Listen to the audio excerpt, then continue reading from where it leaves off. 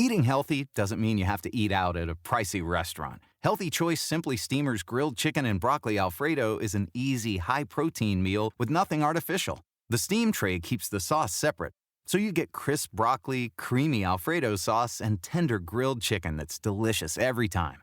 And it's a satisfying meal with 28 grams of protein. You can find it in the frozen aisle.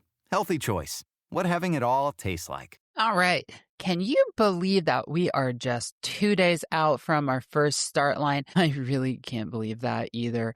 All right. So today is day 2. We are just about there. And welcome back to the Countdown to Dopey. I'm your host, Jill Bartholomew. I am the head coach at Be Fierce Multisport, and I'm a triathlete as well as a runner. And this will be, I believe, my 7th edition of Dopey this year. Today, we are going to talk about a bunch of important topics related to the marathon. Yesterday, we went through the 10K and the half marathon. The day before that, we went through the 5K. Today is all about the marathon. And before we get into the marathon itself, we got to talk about one super important topic. So when we're talking about these multi-day run challenges that Disney does, especially, I really don't know too many places that do it to the same degree. You really have to pay attention to how your body is recovering between the races. And, if you do a lot of these, recovering between the 10K and the half for the challenge weekends that only have the 5K, 10K, and half. And I hate saying only, but we're adding a full distance marathon this weekend. You can kind of get away with limited recovery, but when you're going to show up tomorrow after just having run a 5K, a 10K, and a half marathon, and then show up tomorrow and run a marathon, you really have to take recovery seriously. I, of course, always recommend that you take today relatively easy. You've run the half marathon, and what you don't want to do is go and spend the rest of the day in the park, get home, back to your room late at night, and then wake up at midnight 30 tomorrow so you can get on the bus when they start running at about 2 a.m. and then just be so sore.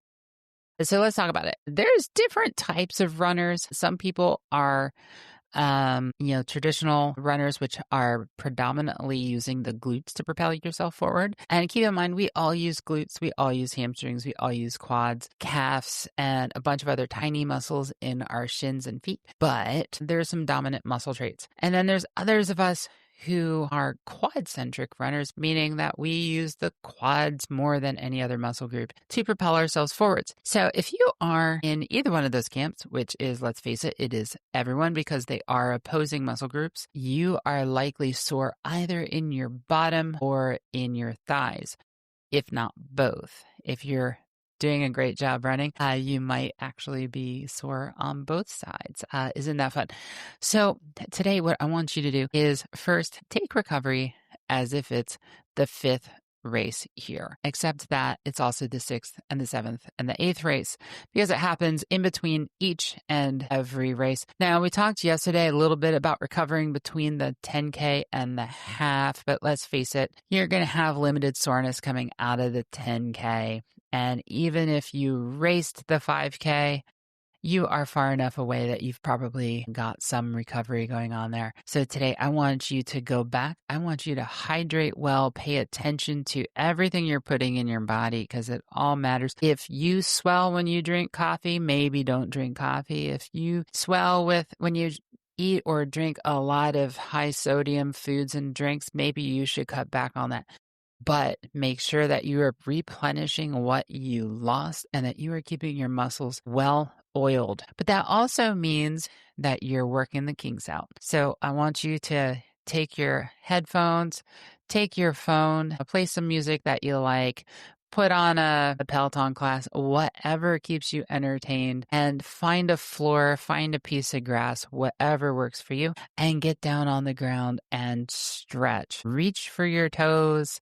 stretch your hamstrings, stretch your back, do some runner's lunges forwards, do some in reverse, do some side to side, maybe some clam walks or two, some figure fours. And if you've ever done a world's greatest stretch, maybe do a few of those and repeat. What you're trying to do is stretch out those glutes, hamstrings, quads, calves, and hip flexors. Right? Those are the main muscle groups we use when we're running, and in all of them, they get sore. And the soreness will show up twice tomorrow on the marathon. The first place they're going to show up is at the start line. So you get up, you feel all right. Maybe you did some stretching in the hotel room, which I really hope that you did. And maybe you didn't, which if you don't, you should. And you get to the start line, you're feeling okay. You took your gel like we talked about, and then you take the first step and oh my God, your quads hurt like they're going out of style. And those first few steps are just excruciating.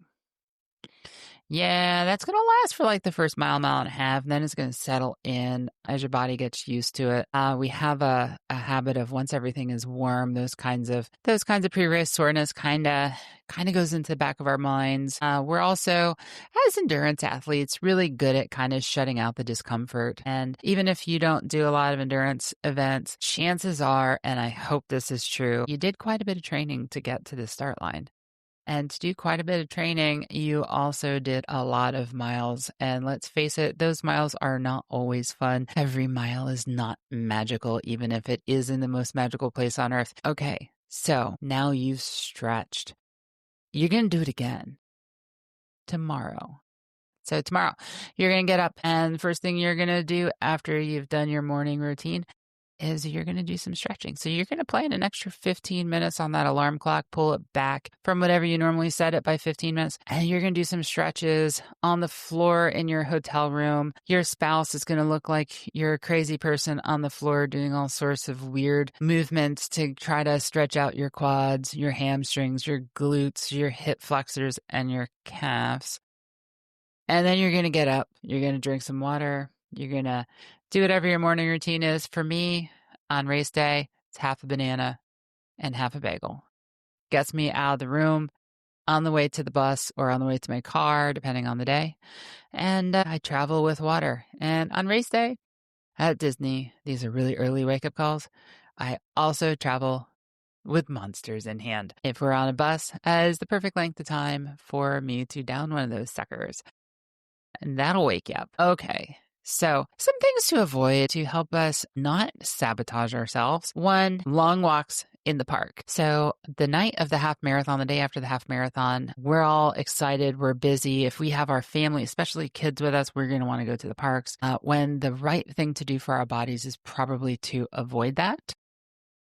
It's perfectly okay to go to the parks, but be mindful of how many junk miles you are putting on your feet because it's all cumulative. Your body doesn't really know the difference between a mile that you put on it when you're in a race and a mile you put on it when you're walking from Star Wars to Toy Story over to whatever your next favorite ride is. Maybe it's Mickey, Minnie, Runaway Railway, but whatever it is, your body doesn't really know the difference. A mile is a mile, and it's all fatigue, and it adds up. All right, same thing, standing in lines. Maybe today's the day. If you don't normally do it, maybe today's the day to buy those lightning lanes if you're going to go in, or if you decide not to go in the park, maybe today's a great day to go and chill in the hot tub because that is exactly where you are going to find me is in the hot tub at the resort or out on the grass or I don't know what because I think I probably have some podcasting to do while I'm there too. That is unrelated to Dopey, but we'll see. It's also Endurance Exchange, which I'm not sure if I'm going to attend or not yet. Okay, I want you to celebrate in a way that feels really fun right now because you now have 3 heavy metals hanging around your neck. So maybe that's going to the park and getting a picture taken, getting something to eat, and then coming back to your hotel. That is usually what I do while the rest of my family goes and has fun. I wave to them and I say, I'll see you tonight when you get back. Enjoy your day. Okay, so this isn't really about being antisocial. This is about being really, really intentional about how you treat your body for the next 24 hours and really the next 12 hours. Because you know what? After the marathon, you are going to celebrate. You earned that celebration and you are absolutely going to take it. Right now, let's delay that. Right now, your job is to protect and nurture your legs, your nervous system, and replenish your energy and your body's battery. Okay, so now you've done your recovery part. You've eaten well. You've hydrated yourself. You're feeling recovered.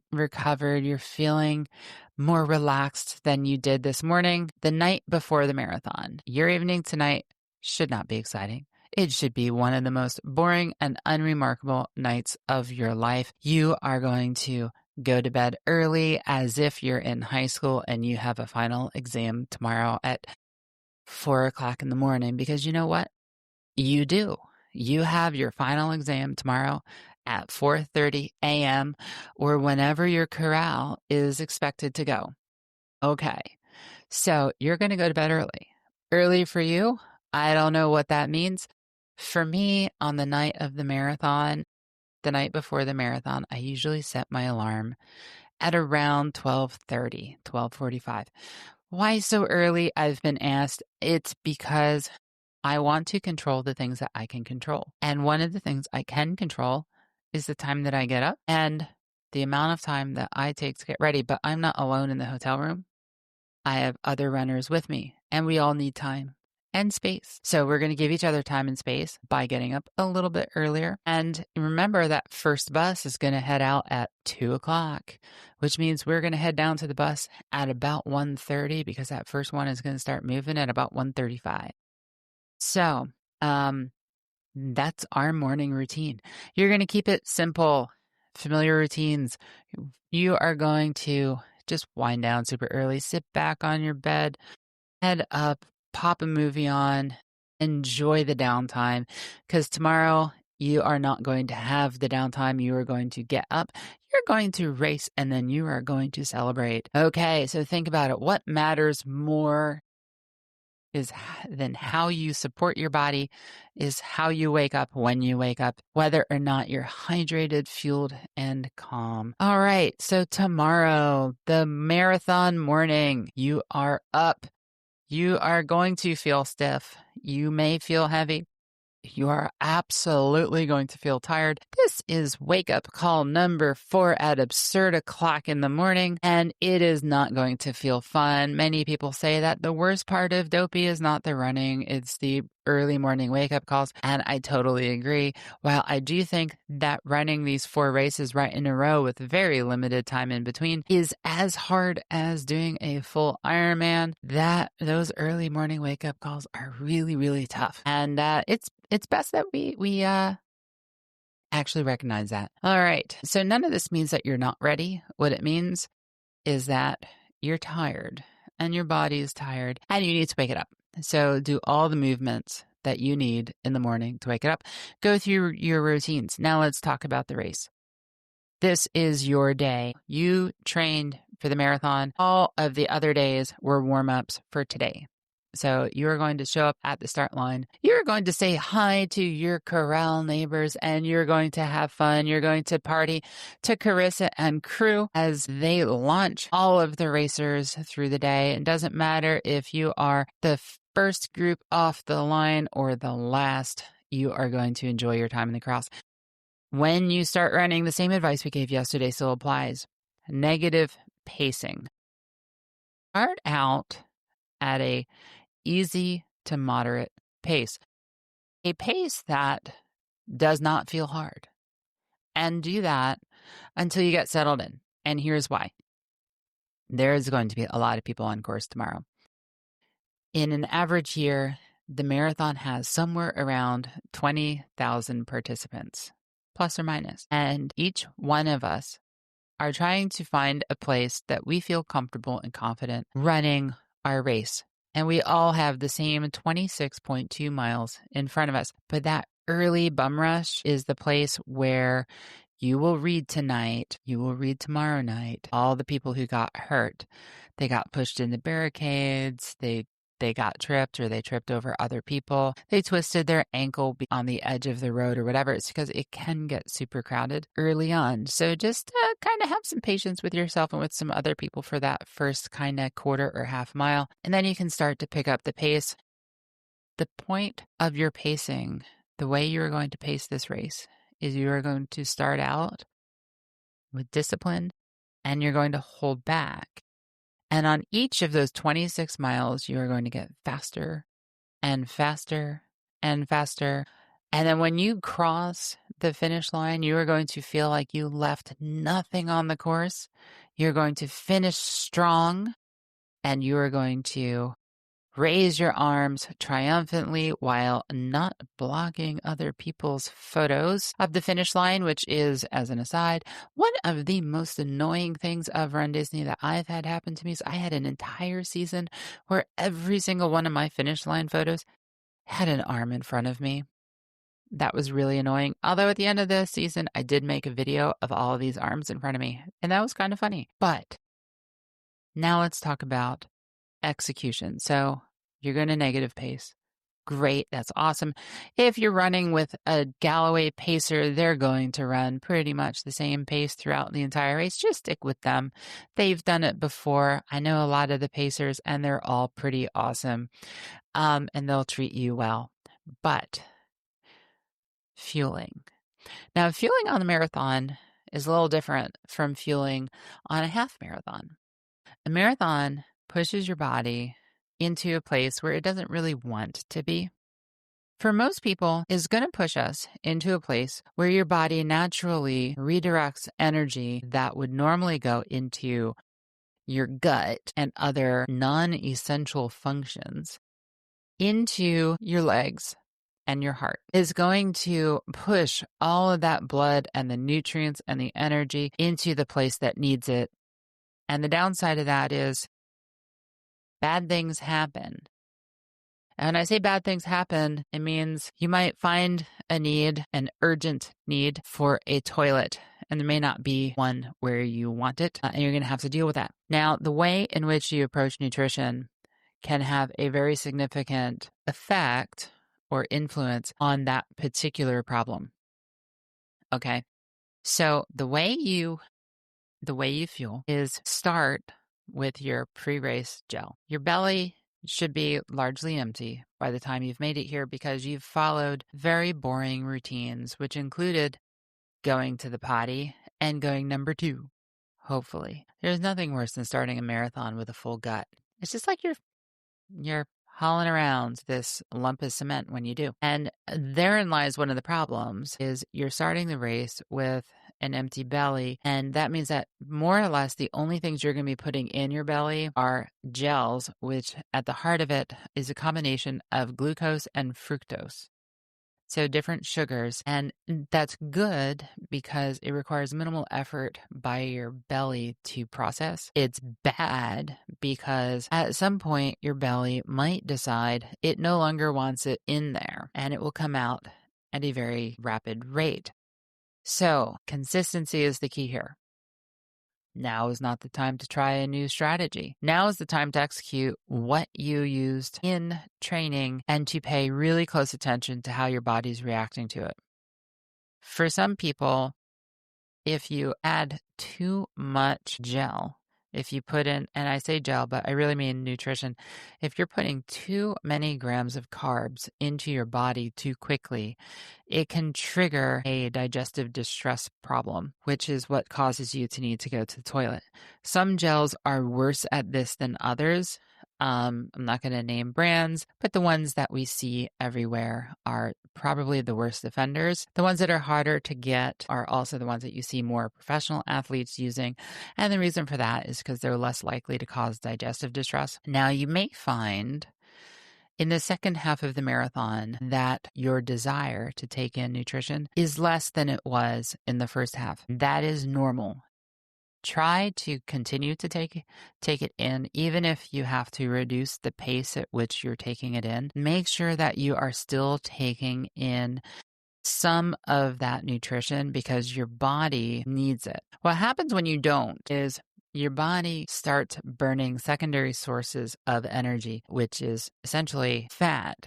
First, it burns the fat that's stored in your muscles, which is good. That is fat that is there for that purpose, and it's easily converted into ATP. The problem is once that's exhausted, which is at this point in the race, probably already exhausted, your body turns to other sources of fat, right? Those fats take longer to arrive at your muscles and take longer for your body to digest and turn into an energy source, ATP. That energy source is not as efficient, meaning per gram of fat that is not muscular, the amount of energy that you get from it is less. So you have different types of fuel that your body has different levels of difficulty or efficiency in converting into a usable energy source. And those gels that you take, while they may not taste the best, they provide your body with a pretty ready source of easily convertible energy. And that's what you want.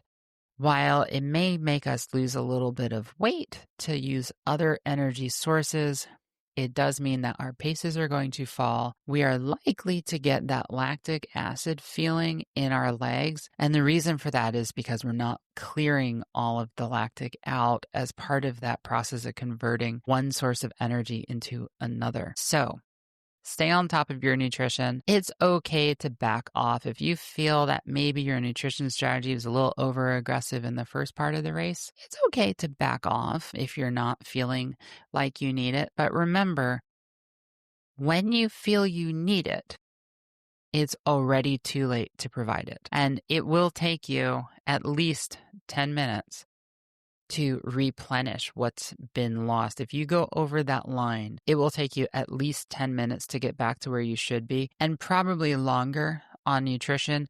Hydration is even worse. By the time you feel thirsty, it's too late, and getting yourself back to that hydrated point will be rough, partly because while we're running, we really can't take in as much water as we'd like to, and you're never going to replace all of the water that's lost. So the point with hydration is to make sure that you have enough fluid in your body to support the body's needs and sweat rates. Okay, so I just threw a whole bunch at you. Hopefully most of that made sense. Some of it may not have. And I'm not asking you to change your nutrition and hydration strategy at all right now because that would be bad. But what I am asking you to do is to stick with your plan as best as you can. But of course, listen to your body and adjust as necessary, but make small tweaks, not big tweaks.